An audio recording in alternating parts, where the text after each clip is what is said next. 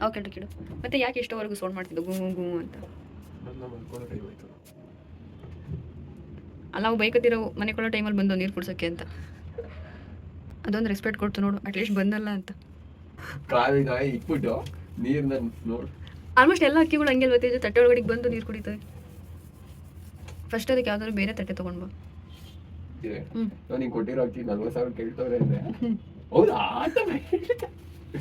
ಚೆನ್ನಾಗಾಗೈತಲ್ವ.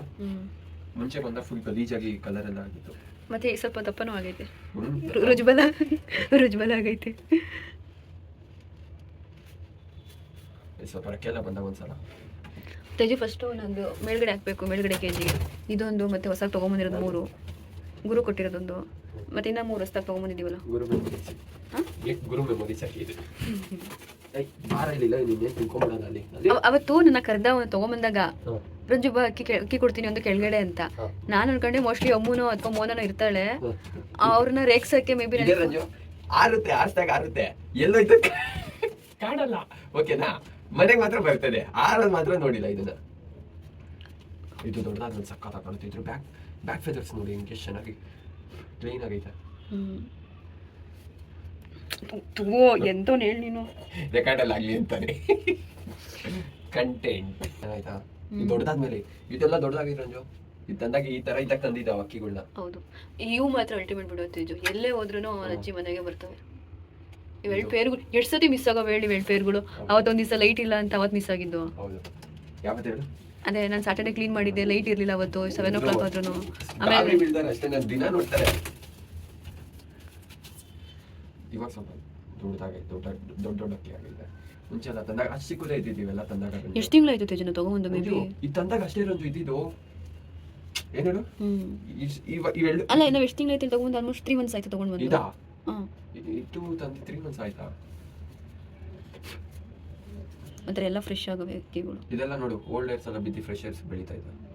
ಅದೇ ಕುಡ್ಜ ಅಂತಾರೆ ಗೊತ್ತಾ, ಅದಾಗೈತೆ.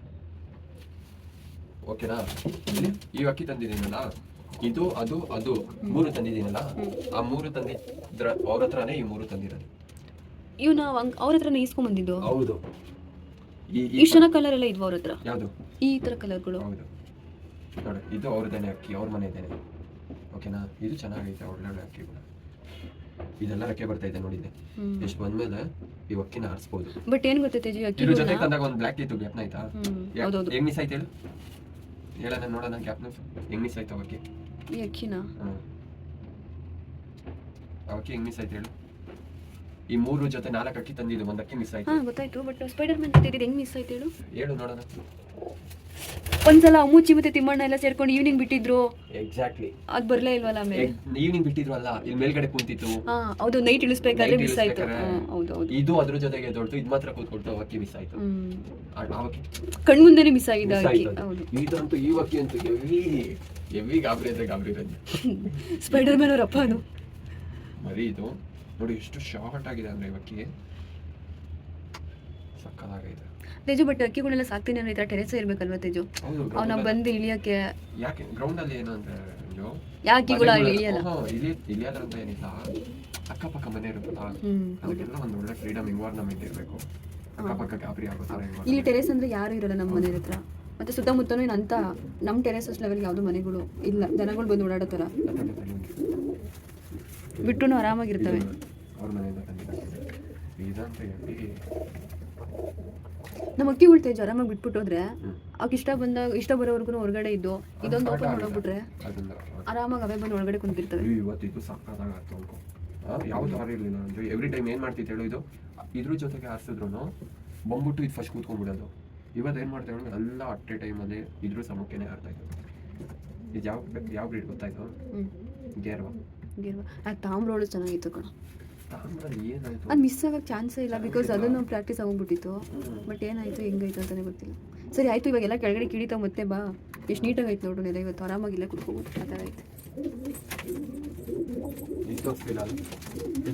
ಇದು ಇವೆಲ್ಲ ತಂದಾಗ ಎಷ್ಟು ಚಿಕ್ಕ ಮರಿಗಳು ಗೊತ್ತಾ ರಂಜು? ಪಿಪಿ ಅಂತ ಐತಿ, ಆಯ್ತಾ ಮನೆ ಅಕ್ಕಿ ಮರಿಗಳು ತಂದ್ರೆ ಅಂದ್ರೆ ಒಂದ್ ಏಜ್ ಆಗಿರುವಂತ ವಿಷಯ ಬಂದ್ಬಿಟ್ಟು ಅಕ್ಕ ಇಷ್ಟು ದಿನ ಆಯ್ತು ಇನ್ನು ಯಾವ್ದು ಮೊಟ್ಟೆ ಹಾಕ್ಲಿಲ್ವಾ ಅಕ್ಕ?